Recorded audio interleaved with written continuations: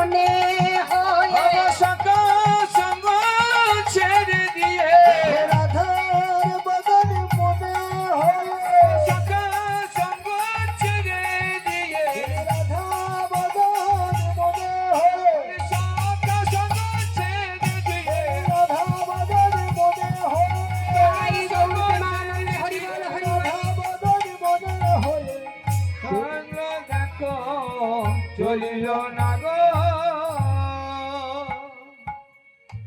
যেই না রাধা বদন মনে পড়েছে বাবা আমার প্রাণ গোবিন্দ আজ সখাগণকে ছেড়ে দিয়ে আজকে যাচ্ছেন। হ্যাঁ, তা যেতে হবে কোথায় বাবা? সেই রাধা কুণ্ডের তীরে।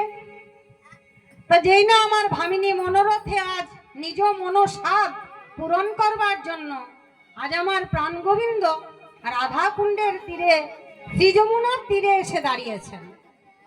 কোথায় দাঁড়িয়েছে? রাধা বাপ মনে হয়ে রাধারানীকে লীলা করতে হলে বাবা তো যমুনার দরকার। তো যমুনার তীরে এসে দাঁড়িয়েছেন কেমন ভাবে?